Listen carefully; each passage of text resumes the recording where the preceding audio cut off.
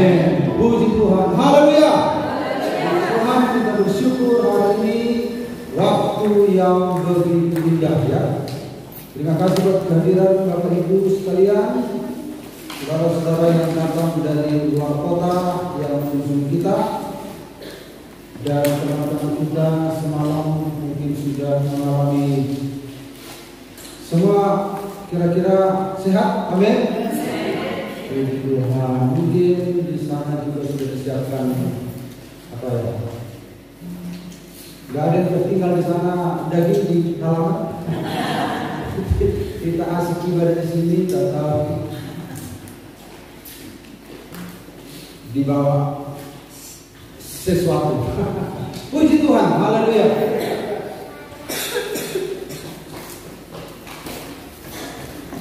Baru kopas saja itu. Baik, ini Kendro masih sedang belajar ya, jadi dia begitu berjuang untuk fisik ya. Nah ya, itu mantap. Jadi begitu belajar dia sudah mulai. Mari kita lihat firman Tuhan hari ini. Kisah para Rasul pasal 4 ayat 12. Ini adalah firman Tuhan yang kita dengarkan semalam, dan ini akan kita dengarkan selama 3 kali ya. Dan kita tidak mungkin membahas ini begitu cepat ya.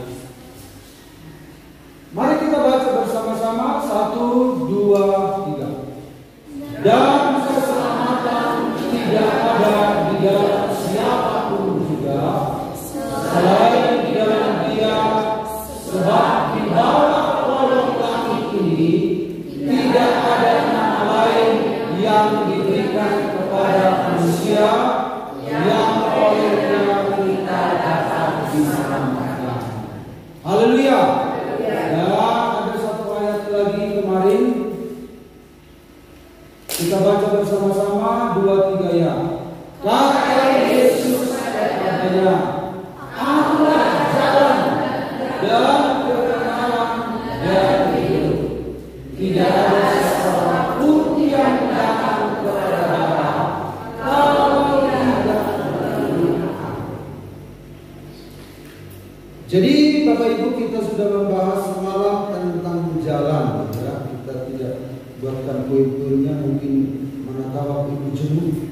Poin 1, poin 2, poin 3 gitu ya. Jadi Bapak Ibu sendirilah yang mengikuti supaya kita sudah sampai di mana. Kita tidak akan membahas apa yang sudah kita sampaikan semalam ya. Tema firman Tuhan adalah hanya oleh Yesus Kristus. Nah, dalam Yohanes 14 ayat 6 tadi dikatakan, Akulah. Dalam bahasa Yunani ego ini, itu adalah pernyataan Yahweh kepada Musa. Aku adalah aku. Jadi itu adalah pernyataan nama dari Sang Pencipta. Jadi kalau Yesus mengatakan itu dalam perjanjian baru, siapa yang bisa berani menyatakan kalimat itu dalam perjanjian baru kalau bukan Allah sendiri? Dan hanya Yesus sendiri yang mengatakan itu. Akulah Dia. Nah, makanya Yesus itu salah satu alasan kenapa Dia dibunuh, karena Dia mengaku sebagai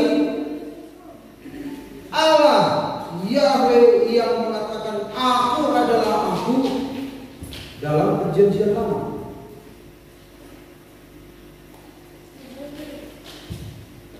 Nah, kita sudah bahas semalam tentang jalan. Sekarang kita lewati saja ya Bapak Ibu.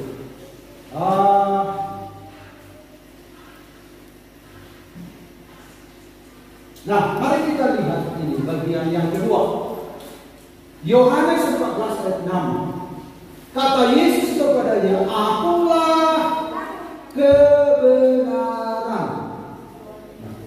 Jadi, akulah jalan, kebenaran, dan hidup. Jadi ketiga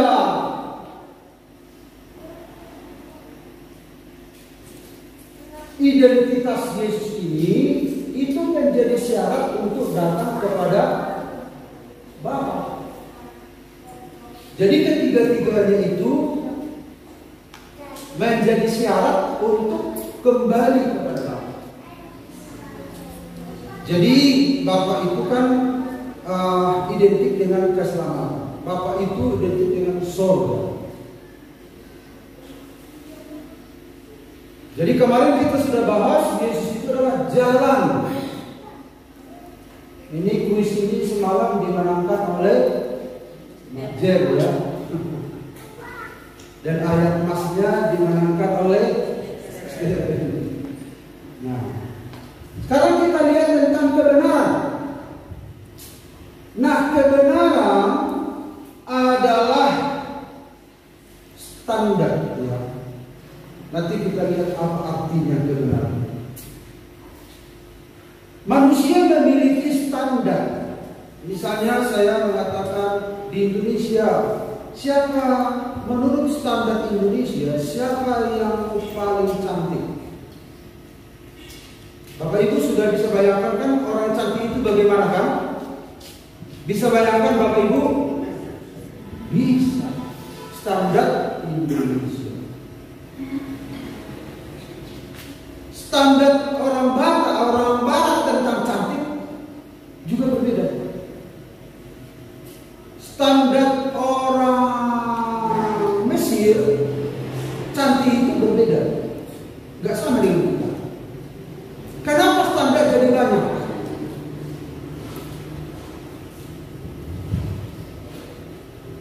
Nah, saudara-saudara, bagi suku Dayak itu, ini Bapak Ibu yang kupingnya inilah orang cantik menurut suku Dayak. Kupingnya itu dilubangi, lalu bikin anting-anting banyak sampai panjang ke bawah kupingnya. Ada di antara Bapak Ibu yang cantik, tapi cantiknya mau seperti standar mereka? Tentu tidak. Tapi standar suku mereka begitu. Mau bilang apa? Bapak Ibu bilang jelek sama mereka, marah. Itu cantik menurut mereka. Mungkin cantik menurut kita, jelek menurut mereka. Ada di sini ganteng. Menurut orang lain belum tentu ganteng. Jangan-jangan si Kendo paling ganteng di daerahnya. Di satu suku contohnya. Saya pikir saya paling ganteng, padahal saya mungkin paling jelek di daerah lain. Karena standar kegantengan di setiap daerah berbeda. Kenapa jadi berbeda? Di situ nanti masalahnya. Kenapa banyak standar? Menurut suku Himba Namibia, ini perempuan cantik itu tidak mandi sepanjang masa. Jadi rambutnya ini tanah itu dicampur dengan oker, diaduk lalu dibuat rambutnya. Mau jadi seperti itu? Dibuat oker. Menurut mereka ini paling cantik. Jadi kalau kita datang ke daerah jelek kan orang ini, padahal lebih cantik di daerah kita. Bunga desa, di sana mungkin duri desa. Bagi mereka itu duri, bagi kita bunga. Gak mandi ini Bapak Ibu. Jadi kalau dikorek dengan itu baru tahu. Tapi itu kecantikan menurut mereka. Standar kecantikan menurut suku Kayan Burma.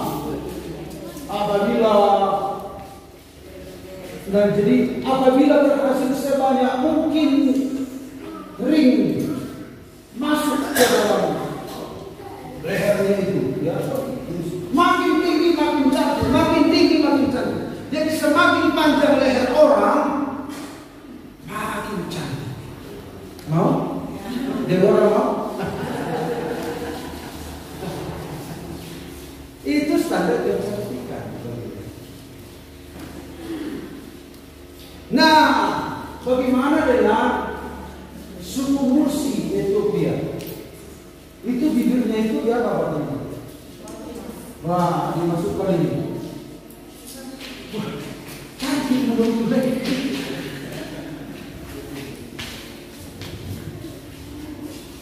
Esther mau begitu? Atau Mega? Ini cantik. Kenapa begitu banyak standar? Demikian juga dengan kebenaran yang ada di bawah kolom langit ini semakin banyak sesuai dengan standar yang mereka buat. Padahal awalnya tidak demikian. Kenapa Yesus berkata, "Akulah kebenaran"? Nanti kita lihat, karena banyak standar kebenaran yang dibangun oleh manusia. Menurut mereka itu baik. Makanya kalau pejabat ngomong tentang kebenaran, saudara bisa langsung membedakan nanti dengan apa yang dimaksud oleh firman Tuhan. Mana mau pesta alat Batak, bergobdang itu. Aduh tuh kami sini dua. Melapor dulu, kemudian alu-alu itu habonaron kebenaran. Makanya dulu gereja kita tidak mengizinkan godang gara-gara seperti itu. Nah, sekarang karena musiknya sudah diubah musik Eropa, jadi lebih ke arah seni, ya.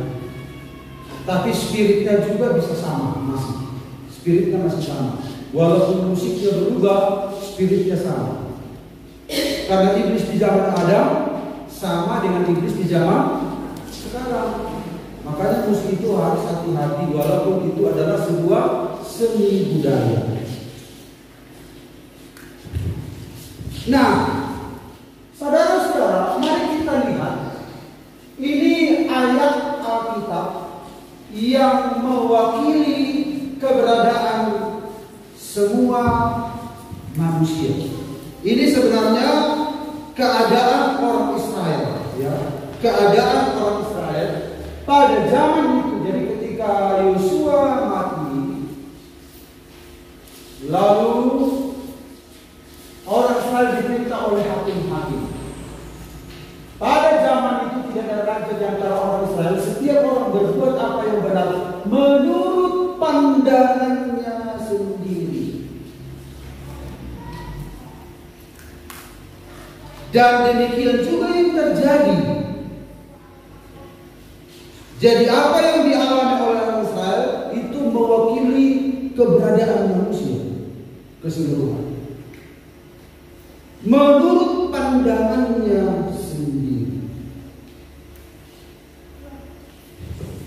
Lalu kita lihat Bapak Ibu, apa itu kebenaran? Kebenaran di dalam kamus itu artinya adalah keadaan yang sesuai dengan fakta yang sebenarnya. Keadaan yang sesuai dengan fakta yang sebenarnya. Dalam istilah yang sering kita dengar, benar-benar benar. Nah, kebenaran ini dalam Alkitab ada dua jenis. Yang pertama aletheia, yang kedua dikaiosune. Ini sudah sering kita dengar. Mari ikuti Bapak Ibu pelan-pelan supaya mengerti kenapa Yesus mengatakan akulah kebenaran. Nah, aletheia ini yang dimaksud oleh Yesus. Akulah aletheia. Akulah kebenaran.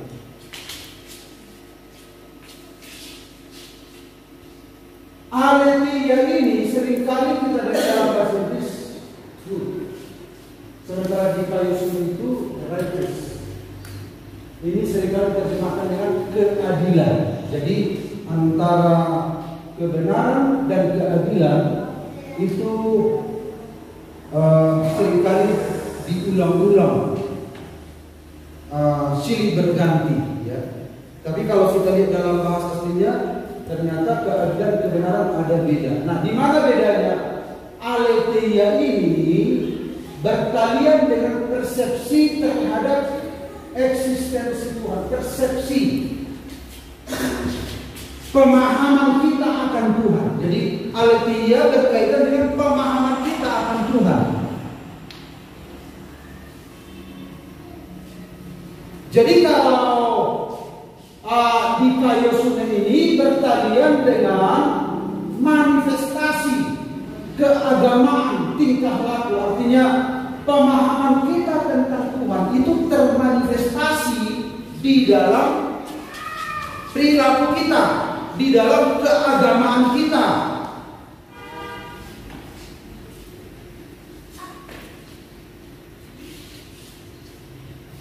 Jadi kalau ada orang berkata, aku mengenal Tuhan, pengenalan seseorang akan Tuhan itu, saudara-saudara, itu termanifestasi lewat keagamaannya, penyembahannya, perilakunya. Jadi makanya agama-agama di dunia ini kita lihat manifestasinya. Itu sumbernya dari mana? Pasti bukan dari kebenaran yang sesungguhnya.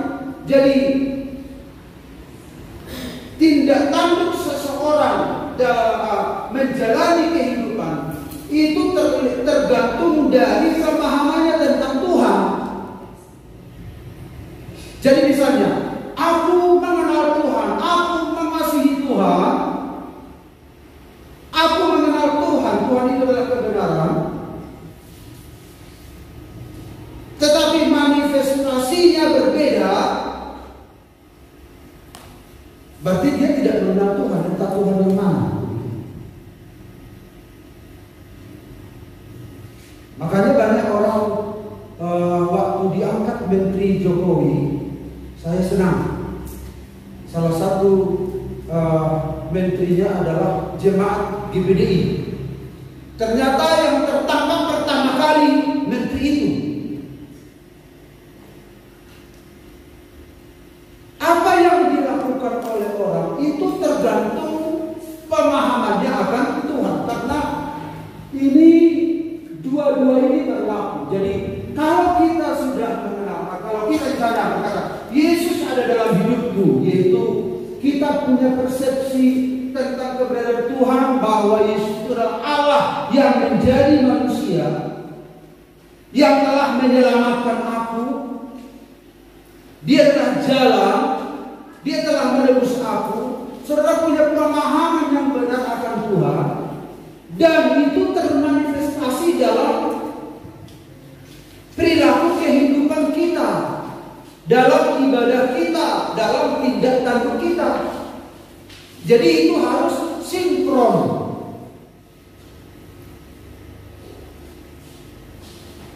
Jadi kalau misalnya pejabat, bukan benci kepada pejabat, kita doakan supaya banyak anak Tuhan jadi pejabat, amin. Tetapi yang Tuhan mau itu dia mengenal kebenaran itu supaya orang melihat Allah di dalam kehidupannya.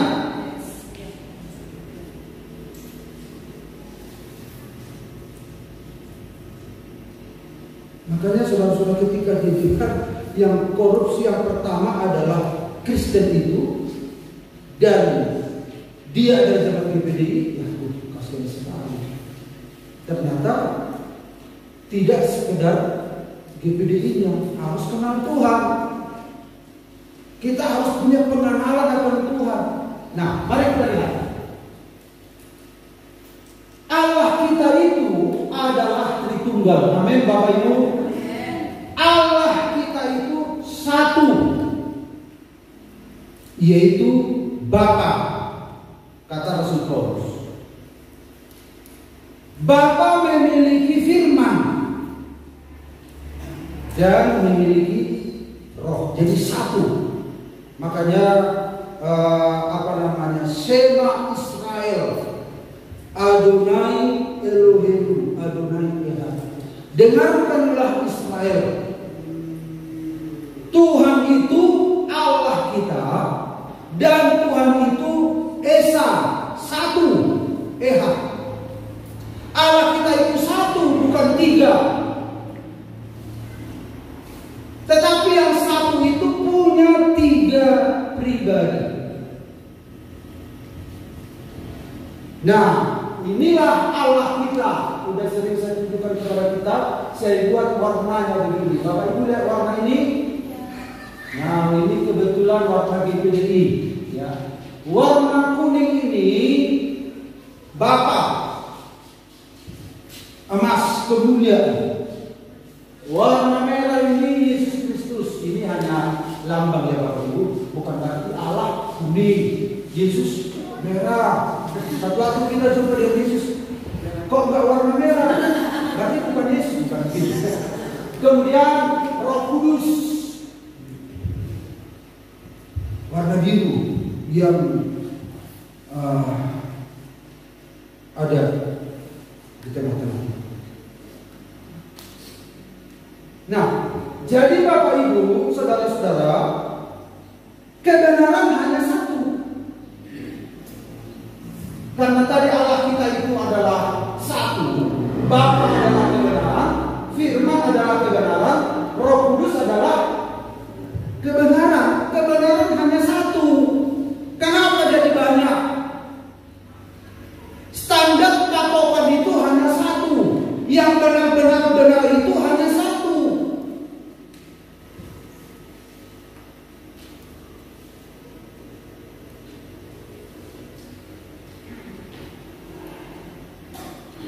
Jadi kalau kita bicara tentang kebenaran itu, pastikan siapa yang dimaksud.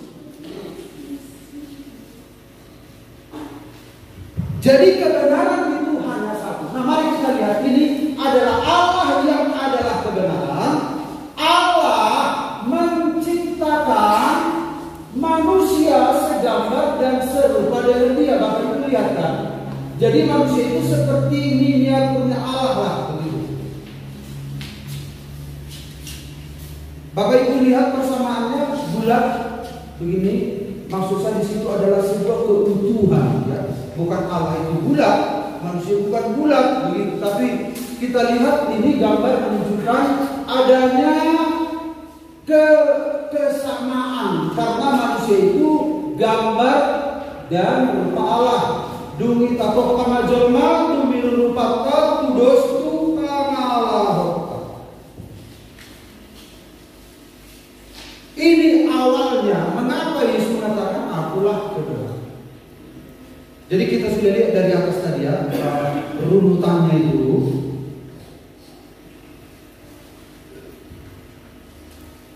Jadi Allah menciptakan manusia sesuai gambarnya. Namun apa yang terjadi? Manusia jatuh dalam dosa, ya. Manusia jatuh dalam dosa jadi berubah begitu. Bapak Ibu, saya buat ini gambar apa ini garis ini supaya Bapak Ibu melihat perbandingan ini. Jadi berubah hari demi hari. Bapak Ibu lihat perbandingan ini. Makanya kebenaran yang ini makin banyak. Menurut ini kebenaran itu ini, menurut ini kebenaran ini, standar ini. Menurut ini standar itu ini. Harusnya kebenaran itu jadi patokan, standar. Standar di sini jangan Bapak Ibu bayangkan orang yang masuk rumah sakit, ya. Atau hotel. Kamu nginap di mana? Hotel standarnya. Saya VIP, berarti masih ada di atas. Ini bukan standar yang dimaksud tentang hotel, ya. Standar itu adalah patokan.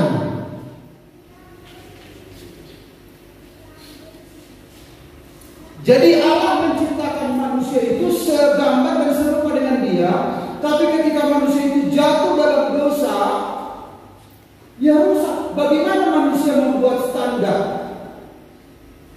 Makanya banyak standarnya, banyak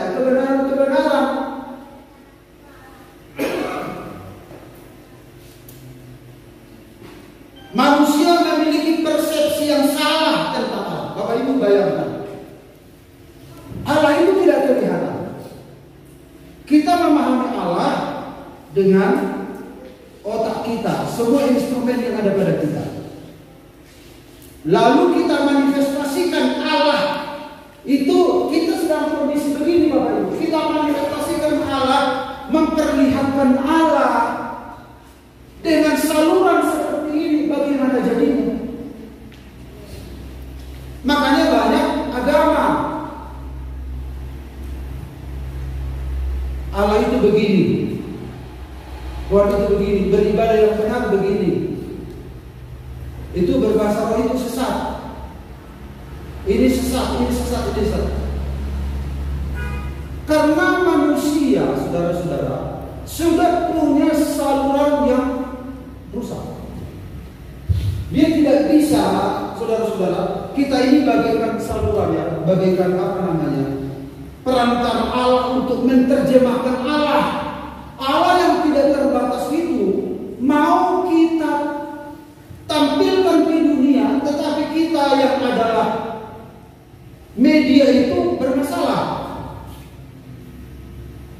Makanya konsep agama di dunia ini, Tuhan itu begini, Tuhan itu begini, begini, begini, begini, begini.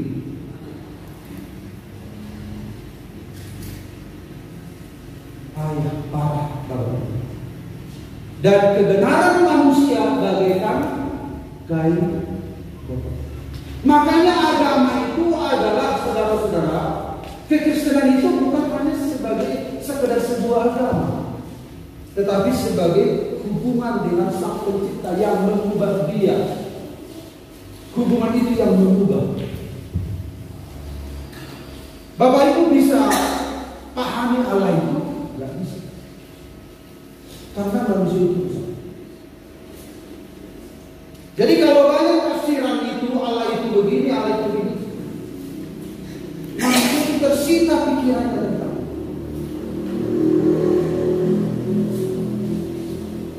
Bagaimana dia aletheia itu mau dimanifestasikan, akhirnya bersalah. Nanti makanya Roh Kudus akan memimpin orang percaya kepada seluruh kebenaran. Roh Kudus itu memimpin kepada seluruh kebenaran. Tugas Roh Kudus itu gak lain, gak bukan memimpin ke dalam seluruh kebenaran. Nah, mari kita lihat lagi Bapak Ibu.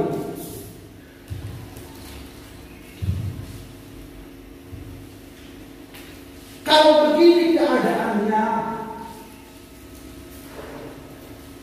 pasti bagaimana? Masuk neraka. Manusia telah berbuat dosa dan telah kehilangan kemuliaan.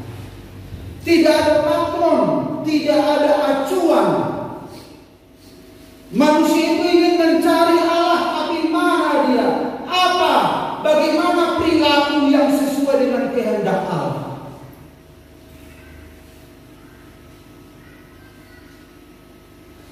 Karena kebenaran manusia bagaikan kain kotor. Sebaik-baiknya manusia tidak sesuai dengan standar Allah. Agama apapun, agama apapun. Maka apa yang terjadi? Allah pada mulanya adalah firman.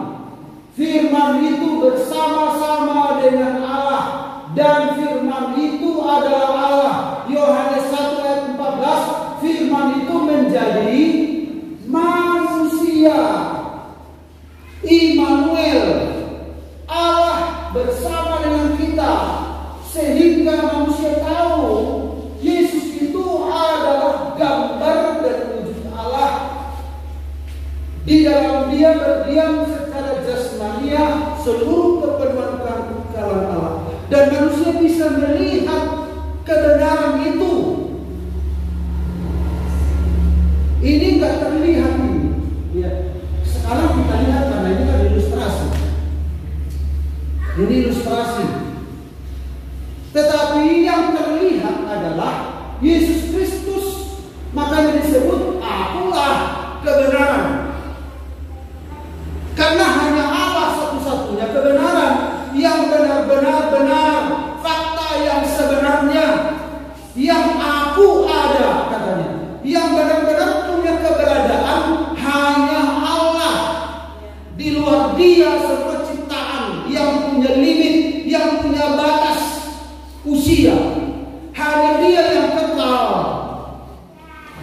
Dia punya keberadaan. Aku adalah aku. Akulah dia. Makanya ketika prajurit-prajurit itu, siapa yang kamu cari, kata Yesus? Kami mau mencari Yesus. Apa kata Yesus? Akulah dia. Jadi ketika mengatakan akulah dia, dia sedang menyatakan diri dengan power yang disampaikan kepada Musa. Akulah dia. Makanya rebahlah prajurit-prajurit itu. Jadi Yesus adalah kebenaran. Akulah kebenaran. Jadi artinya Bapak Ibu, tidak seorang pun yang pernah melihat Allah, tidak seorang pun yang tahu standar kebenaran. Tetapi anak tunggal Allah yang ada di pangkuan Bapa, dialah yang menyatakannya. Jadi Yesuslah satu-satunya yang menyatakan Allah yang benar.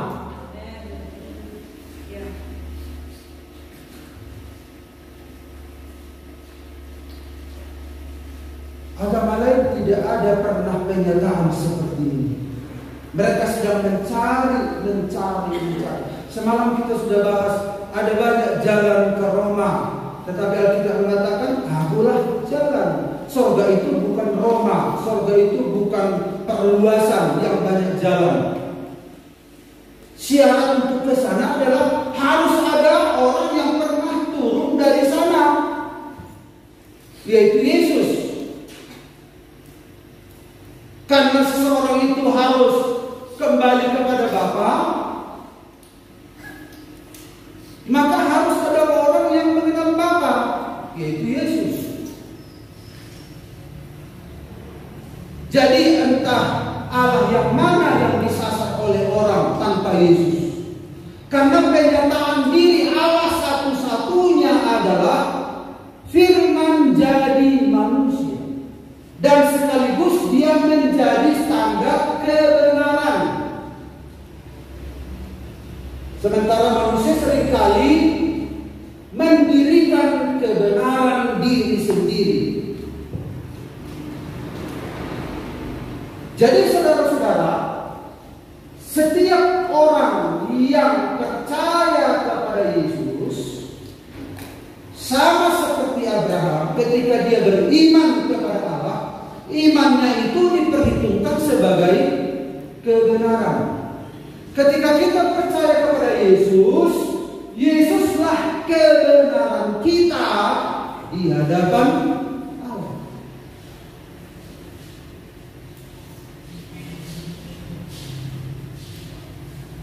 Nah, jadi kehidupan yang tidak mengacu kepada standar kebenaran Yesus tidak mungkin datang kepada Bapa, tidak mungkin. Jadi Alkitab mengatakan, Bapak Ibu, barang siapa mengatakan bahwa ia ada di dalam dia, ia wajib hidup sama seperti Kristus hidup. Jadi kehidupan seperti Kristuslah yang harus diteladani orang. Itulah patokan, itulah standar hidup, sehingga bisa datang kepada Bapa. Standar hidup apa yang dijalani oleh agama-agama di dunia ini? Apa standarnya? Dia bukan hanya jalan saja, tetapi standar moral, standar hidup. Manusia itu moralnya sudah rusak sekarang ini. Tentu yang dimaksud oleh Yesus bukan berarti Yesus kan tidak menikah. Kalau begitu kita nggak usah menikah. Bukan itu maksudnya. Di dalam Tuhan menikah tidak menikah bukan itu yang menentukan seseorang itu kudus, tetapi hubungannya dengan Tuhan.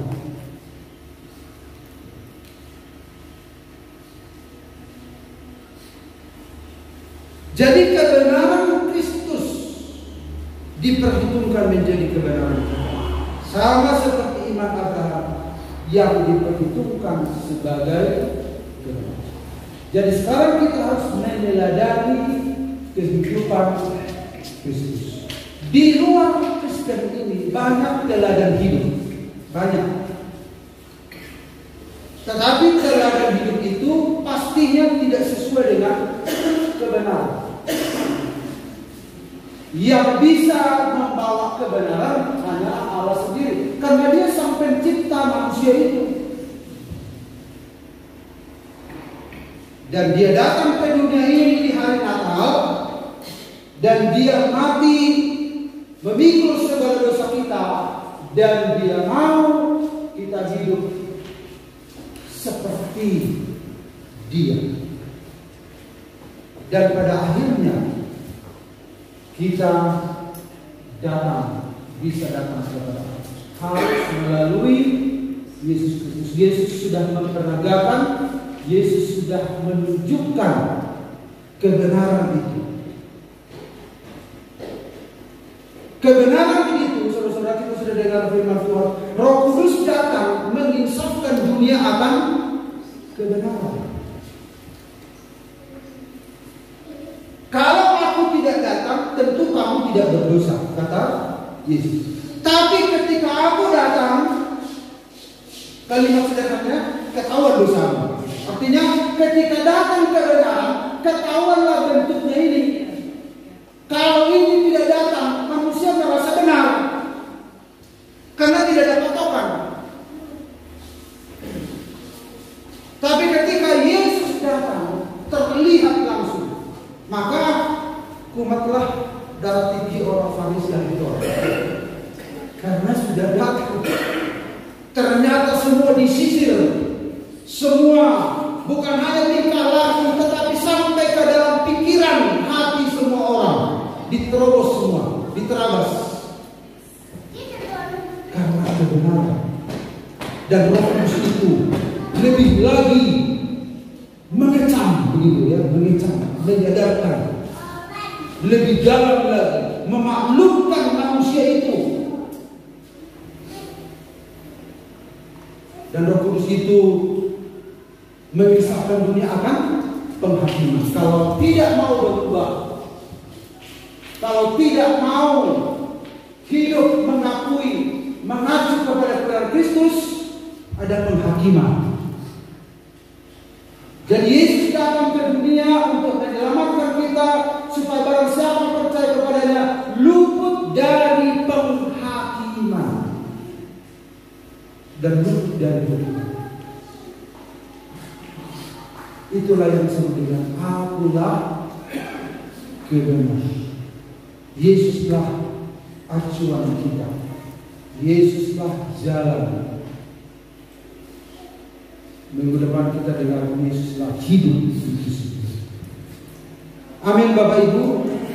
Hanya oleh Yesus Dia memonopoli aku kebenaran. Tidak ada kebenaran di luar Dia. Karena itu Bapak Ibu, mari Tuhan Yesus akan datang ke depan. Kita mau mengagungkan Yesus ini. Kita mau saudara-saudara memuja Dia, menyembah Dia, karena Dialah satu-satunya yang diutus oleh Bapa, Firman yang menjadi manusia, Dia di antara kita, dan Dia telah naik ke surga, dan Dia akan datang kembali. Tuhan Allah Kudus mempersiapkan gerejanya untuk semakin disempurnakan. Mari kita nyanyikan secara